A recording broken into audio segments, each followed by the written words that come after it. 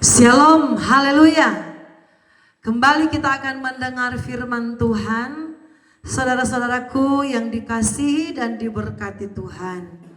Dan tema firman Tuhan saat ini, iman yang besar. Saudara yang dikasihi Tuhan, di dalam kitab Injil, di situ menulis bagaimana ketika Yesus melayani, selama Yesus ada di muka bumi ini, Yesus pernah menjumpai, saudaraku, ada seorang yang Yesus katakan, imanmu besar. Aku tidak pernah melihat, aku tidak pernah menjumpai, aku tidak pernah menemukan iman yang sebesar imanmu. Dan saudaraku, saya percaya Yesus Kristus juga saat ini merindukan kita orang-orang percaya, kita yang disebut pengikut Kristus, punya iman yang besar. Kita pengikut Kristus bukan iman yang kecil, bukan yang iman yang lemah, bukan iman yang mati, tetapi Tuhan Yesus menginginkan, Yesus merindukan kita punya iman yang besar. Saudaraku, kita akan melihat Alkitab di dalam kitab Matius. Matius yang ke-8, ayat yang ke-5 sampai ayat yang ke-10. Lembaga Alkitab Indonesia memberikan judul, Yesus menyembuhkan hamba seorang perwira di Kapernaum. Saudara yang diberkati, ketika Yesus ada di Kapernaum, Yesus akan masuk ke Kapernaum, datanglah seorang perwira kepadanya. Perwira ini memiliki seorang bawahan atau seorang hamba, di mana di waktu itu seorang hamba dari perwira ini dalam keadaan sakit.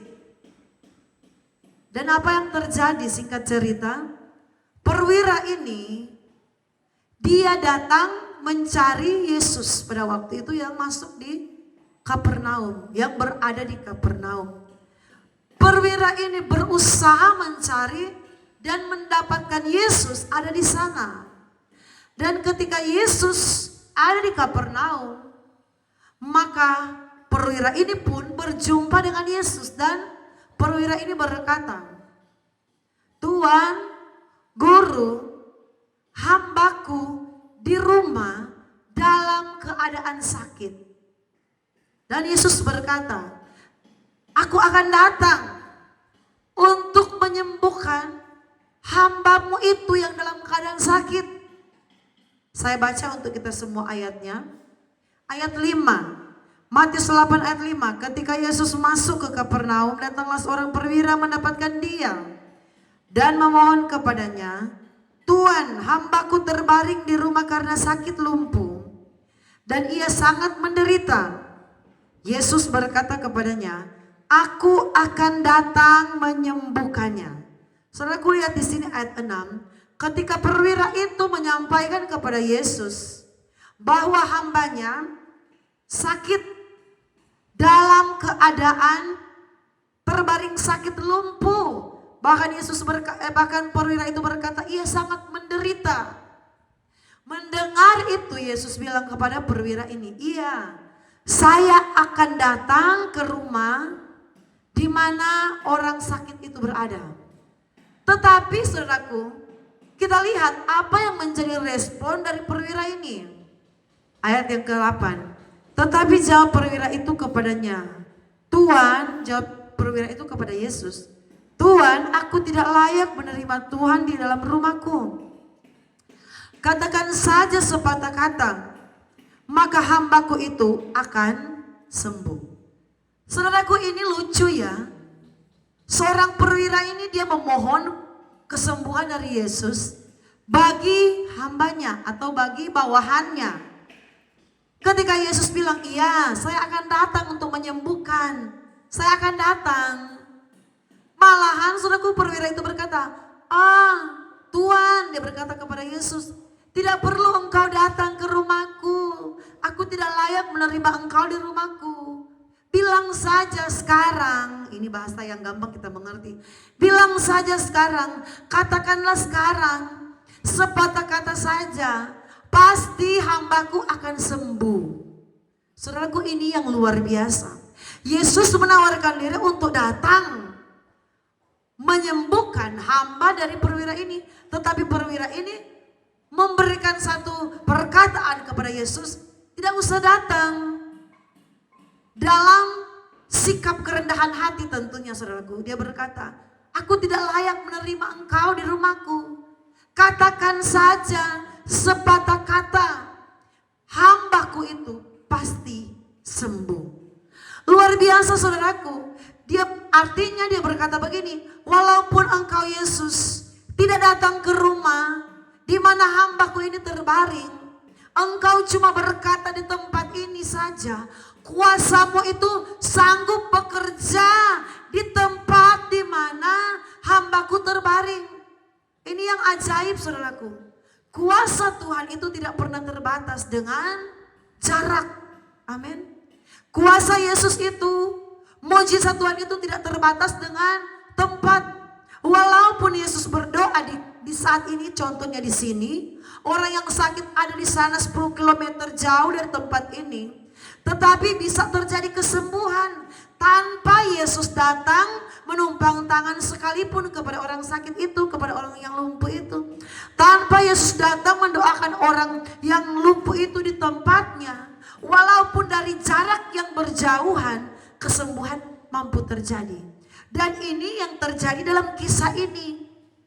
Perwira itu berkata kepada Yesus, aku tidak layak menerima engkau di rumahku, di rumah. Jadi katakan saja dari tempat ini, maksudnya katakan saja sepatah kata, maka saya percaya hambaku akan sembuh. Jadi walaupun jarak, Yesus tidak berada langsung di tempat di mana orang lumpuh itu, di tempat di mana hamba dari perwira itu berada. Tetapi kesembuhan itu akan tetap terjadi. Walaupun Yesus ada bersama-sama dengan perwira yang sementara ngomong, hambanya itu ada di rumahnya, jauh ya saudaraku. Tetapi mujizat Tuhan itu terjadi. Kuasa Tuhan itu ajaib dan terjadi. Sebab itu saudaraku, inilah yang disebut iman yang besar. Ada banyak orang Kristen saudaraku, maunya didoakan langsung di tempat di mana orang sakit itu berada. Itu tidak salah sebenarnya saudaraku. Tetapi yang menjadi inti ialah iman kita besar atau tidak. Walaupun pendeta datang berdoa di rumah sakit, tumpang tangan 10 kali pun kepada orang yang sakit, tetapi kalau tidak ada iman, saudaraku, tidak ada kepercayaan penuh kepada Tuhan, tidak yakin sungguh-sungguh bahwa Yesus mampu mengerjakan kesembuhan, tidak akan terjadi sesuatu apapun.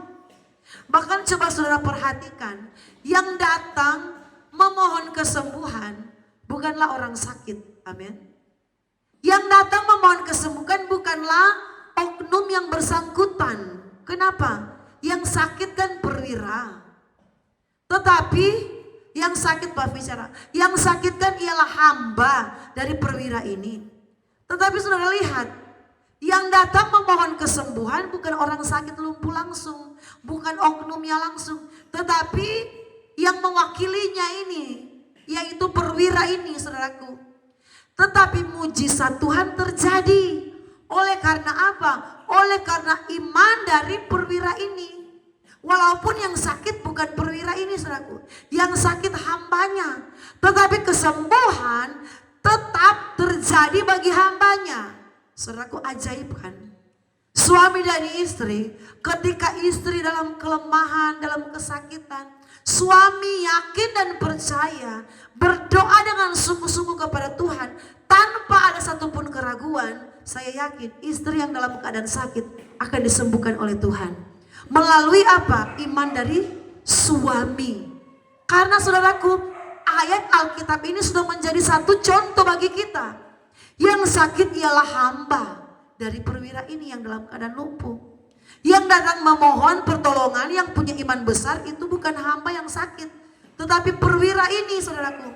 Tetapi oleh karena iman dari perwira ini, oleh karena tidak ada satupun keraguan dari perwira ini, sehingga hambanya itu mengalami mujizat Tuhan, mengalami kesembuhan daripada Tuhan. Saudaraku, kita akan baca ayat selanjutnya. Ayat yang ke-9. Sebab aku sendiri seorang bawahan, dan di bawahku ada pula prajurit. Jika aku berkata kepada salah seorang prajurit itu, pergi, maka ia pergi. Dan kepada yang seorang lain lagi datang, maka ia datang. Ataupun kepada hambaku, kerjakanlah ini, maka ia mengerjakannya. Ayat yang ke-10, ini ayat yang pokok, saudaraku, ayat yang menjadi ayat penentu. Setelah Yesus mendengar hal itu, heranlah ia dan berkata kepada mereka yang mengikutnya, aku berkata kepadamu, sesungguhnya iman sebesar ini tidak pernah aku jumpai pada seorang pun. Saudara perhatikan, pada seorang pun di antara orang Israel. Jadi saudaraku, dalam pelayanan Yesus Kristus sudah banyak sekali tempat pelayanan yang Yesus datangi, yang Yesus kunjungi. Mau di Galilea, mau di Yudea, mau di Kapernaum, di Yerusalem, dimanapun di daerah-daerah yang Yesus mampir untuk melakukan mujizatnya. Yesus singgah di setiap kota dan kota. Yesus berkeliling di setiap desa ke desa. Baru di Kapernaum ini, baru peristiwa ini yang Yesus berkata, iman yang sebesar ini tidak pernah aku jumpai di antara orang, saudara perhatikan, orang Israel. Jadi di antara semua orang Israel yang Yesus layani, yang Yesus jumpai, enggak ada iman seperti seorang perwira tadi yang kita baca dalam Alkitab. Luar biasa, inilah yang Yesus rindu-rindukan dalam kehidupan kita. Kita harus punya iman yang besar. Iman yang besar itu iman yang mampu bekerja walaupun jarak yang jauh. Saudaraku, ketika kita ada dalam pergumulan, ada dalam tantangan, ada dalam beban hidup, mari kita punya iman yang besar. Suami dan istri harus punya iman yang besar, harus punya keyakinan yang sungguh dengan Tuhan. Perwira ini luar biasa, dia bilang, katakan saja sepatah kata pun di tempat ini. Tidak perlu Tuhan Yesus datang ke rumahku, aku tidak layak menerima engkau, dengan sikap kerendahan hatinya. Dan Yesus berkata, tidak ada iman sebesar ini yang aku jumpai kepada orang Israel. Saudaraku, walaupun jarak yang berbeda, Yesus mengucapkan sepatah kata dari tempat ini, tetapi kesembuhan itu terjadi di tempat sana. Berbeda, tapi inilah saudaraku, orang yang beriman, walaupun jarak itu jauh dari tempat di mana didoakan orang yang sakit, mujizat Tuhan tetap berlaku kepada orang yang sakit walaupun tempat itu jauh. Saudara yang dikasih oleh Tuhan, Yesus sangat merindukan kita orang percaya memiliki iman yang besar. Iman yang besar, iman yang mampu mengalahkan kekhawatiran dan keraguan-raguan. Kalau kita punya iman yang besar, walaupun kadangkala rasa khawatir itu mau datang dalam hidup kita, walaupun kita diperhadapkan dengan antara kita yakin atau tidak, tetapi iman itu mampu mengalahkan kekhawatiran yang datang dalam hidup kita. Akhirnya kita nggak jadi khawatir. Karena apa? Iman sementara bekerja di hati kita. Kepercayaan kita kepada Yesus mengalahkan kekhawatiran yang menghimpit hati dan pikiran kita. Inilah tanda-tandanya orang yang memiliki iman besar. Walaupun ada kekhawatiran datang dalam dirinya, tapi kekhawatiran itu tidak mampu menguasai hati dan pikiran kita.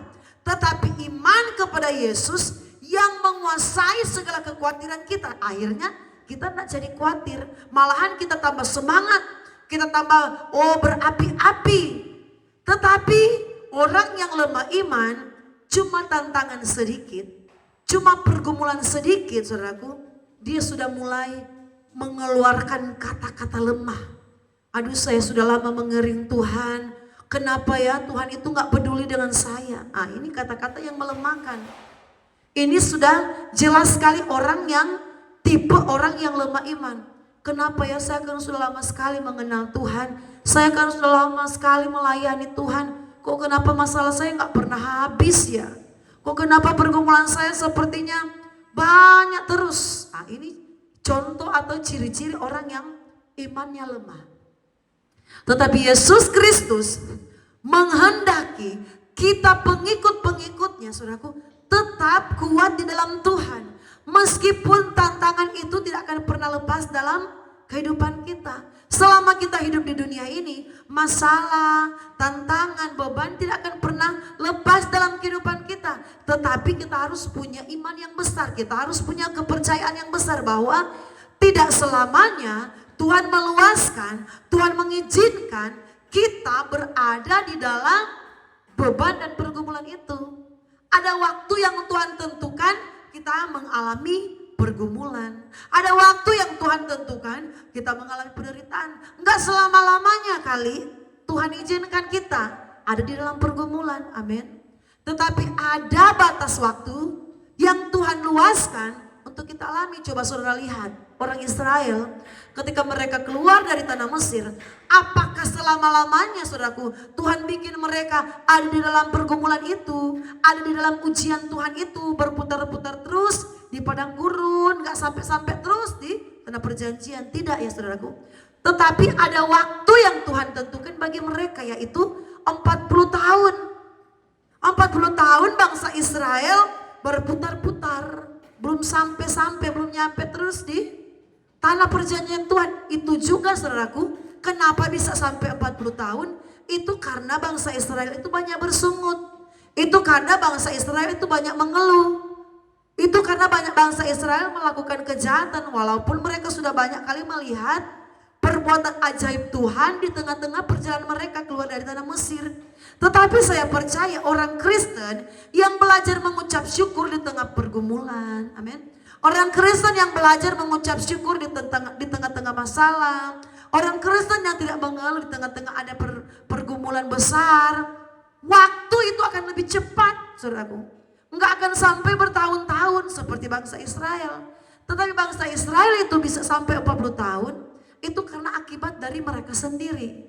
Tetapi saya percaya kalau kita belajar bersyukur, belajar tidak khawatir dengan keadaan, justru akan semakin cepat pergumulan itu akan terselesaikan dalam hidup kita. Akan semakin cepat masalah itu Tuhan akan selesaikan dalam hidup kita. Karena apa? Tuhan melihat respon kita dalam menanggapi satu masalah. Saudaraku, iman yang besar itu sangat terlihat ketika kita diuji Tuhan lewat satu pergumulan. Amin. Iman seseorang akan dikatakan iman yang lemah, akan dikatakan iman yang besar, akan dikatakan iman yang kecil. Itu terlihat dari ketika Tuhan izinkan ada masalah, Tuhan izinkan ada pergumulan, ada proses. Cara meresponi dari ujian Tuhan itu seperti apa, itu akan menentukan bahwa iman orang Kristen itu sudah iman yang besar, sudah iman yang kuat atau iman yang lemah. Itu yang akan menunjukkan saudaraku. Karena banyak kali orang Kristen ketika ada dalam masalah, dia mulai berkata, saya sudah tidak mau ibadah lagi. Amin. Saya sudah tidak mau lagi berdoa. Saya tidak mau lagi berkorban.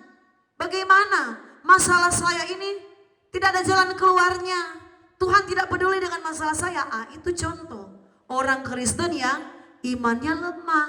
Jadi memang untuk menunjukkan, untuk melihat bahwa iman kita itu kuat atau lemah, besar atau kecil, itu ditentukan dari respon kita menghadapi satu pergumulan. Amin. Respon kita menghadapi satu ujian Tuhan. Abraham, Tuhan berkata, engkau adalah bapa orang-orang percaya. Bapa dari segala orang beriman, Bapa dari segala orang percaya. Berarti Abraham ini punya iman yang sangat besar, saudaraku. Bapa dari segala orang beriman. Imannya itu sangat besar. Abraham itu disebut bapa karena imannya itu bukan iman lagi kelas ikan teri. Amin. Maksudnya apa? Ingat iman yang kacang-kacangan. Iman yang tidak stabil. Tetapi Abraham itu punya iman yang besar oleh karena apa? Oleh karena ketika Tuhan uji dia, respon dari ketika Tuhan uji dia, dia menunjukkan bahwa dia tetap mengasihi Tuhan dengan sepenuh hati. Apa yang membuktikan bahwa Abraham itu punya iman yang besar? Ketika Tuhan berkata, Abraham, ambil anakmu yang engkau kasihi Ishak, satu-satunya yang engkau dapat di masa tuamu, persembahkanlah dia, jadikanlah dia korban sembelihan. Saudara bisa bayangkan, iman Abraham itu diuji lewat satu ujian Tuhan yang saya katakan kepada saudaraku. Tuhan bilang, persembahkanlah Abraham Ishak, sembeli. Saudaraku bisa bayangkan kalau bahasanya kita itu potong lehernya itu Ishak, bunuh Ishak itu, persembahkan kepada Tuhan, itu bahasa kasarnya saudaraku. Sembeli dia, bakar, jadikan dia korban untuk Tuhan. Itu karena perjanjian lama di Taurat seperti itu. Tetapi apa yang sikap tindakan dari Abraham yang menunjukkan imannya besar? Apakah Abraham itu berkomentar dengan Tuhan? Apakah Abraham itu banyak mulut dengan Tuhan? Apakah Abraham itu ngoceh-ngoceh dulu dengan Tuhan? Tidak ya. Abraham berkata, siap. Dia siap, dia datang ke anaknya, dia panggil anaknya, saudaraku. Tuhan lihat, walaupun ketika Abraham sudah mau sembeli anaknya, suara berkata, Tuhan Allah berkata, Abraham jangan. Aku sudah mempersiapkan korban untuk persembahan bagi Tuhan. Jangan kau apa-apakan anak itu. Sebab aku sudah tahu imanmu.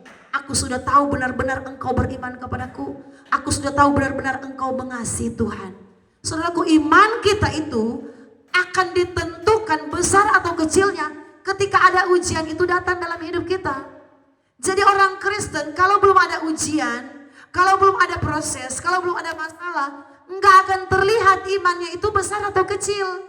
Kalau saudara dalam keadaan zona nyaman, enggak akan ketahuan iman saudara itu besar atau kecil. Benar tidak?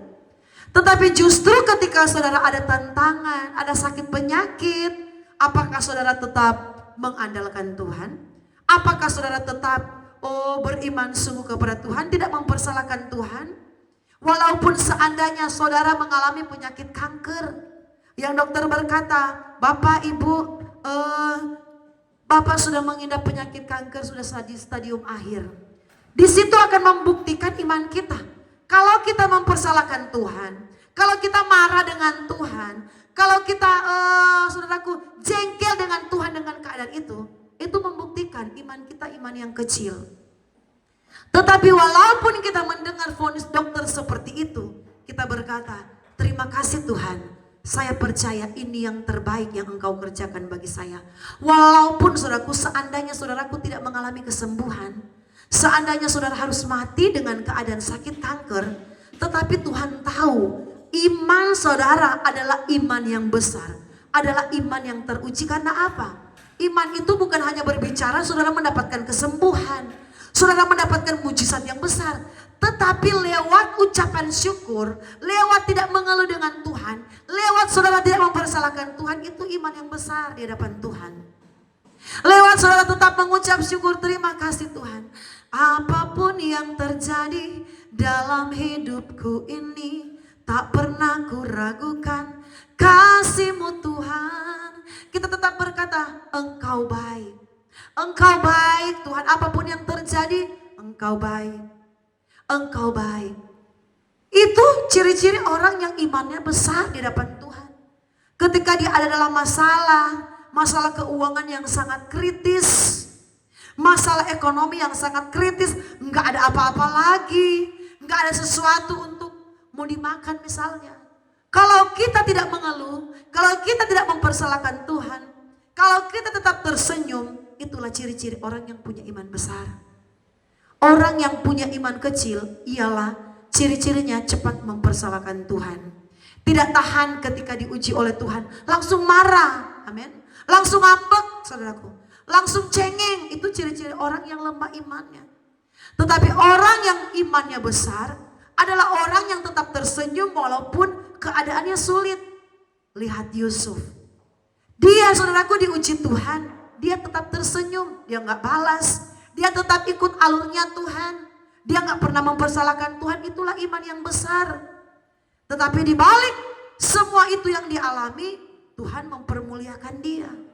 Tuhan membuat dia menjadi termulia, menjadi terhormat, menjadi pemimpin yang besar. Bukan di bangsanya, tetapi di bangsa Mesir, di kerajaan Mesir.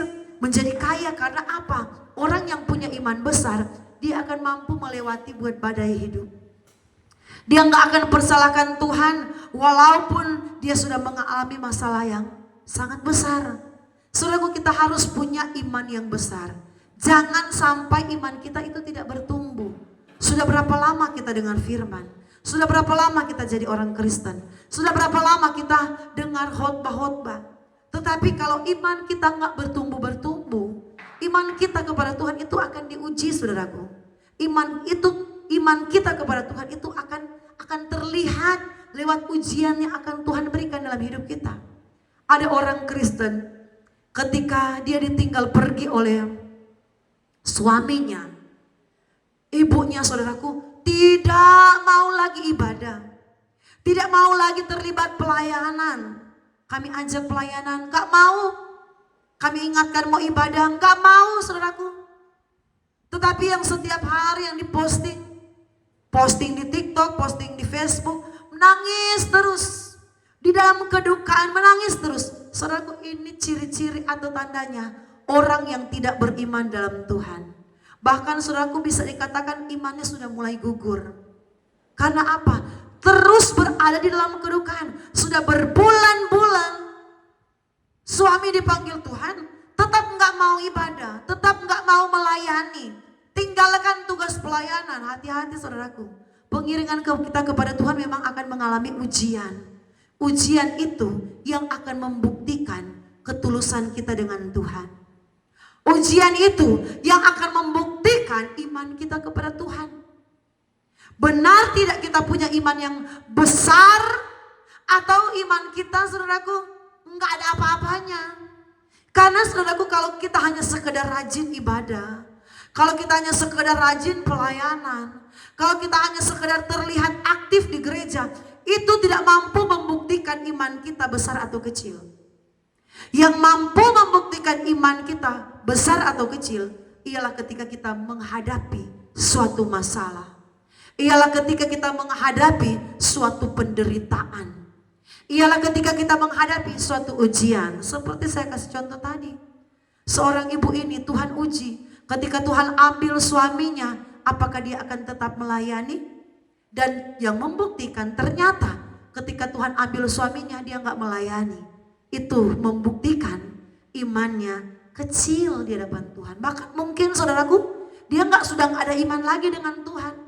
Karena apa? Enggak ada pengharapan lagi kepada Tuhan. Tuhan berkata, janganlah kamu berduka cita seperti orang yang tidak punya pengharapan. Saudaraku, berduka cita terus. Enggak mau ibadah, enggak mau melayani, enggak mau cari Tuhan. Bagaimana? Enggak mungkin orang yang sudah mati itu akan kembali hidup lagi. Nanti emangnya kita nanti akan bersuka cita kalau orang yang kita sayang itu bangkit lagi baru kita mau cari Tuhan? Enggak mungkin, orang yang sudah mati enggak mungkin akan bangkit lagi. Nanti di hari yang ditentukan Tuhan baru dibangkitkan. Di hari yang ditentukan Tuhan, di saat hari penghakiman nanti.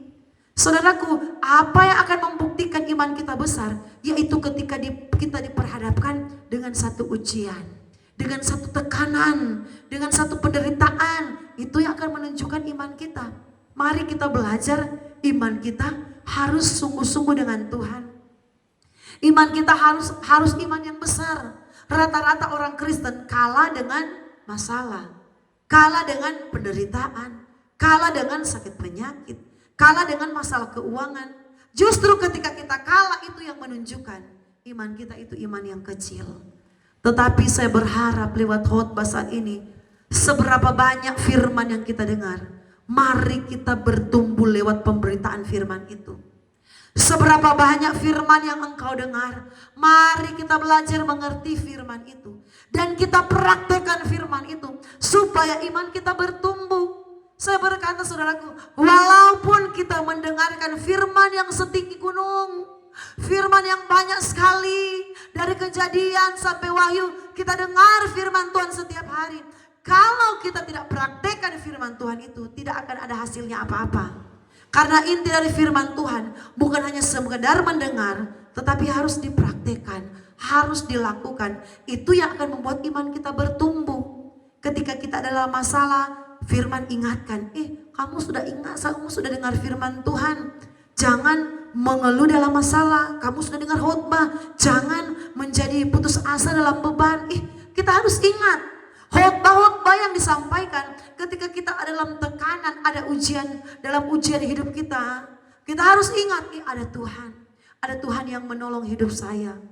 Ada Tuhan yang memampukan saya. Ada Tuhan yang menguatkan saya. Jangan kita menjadi lemah, saudaraku.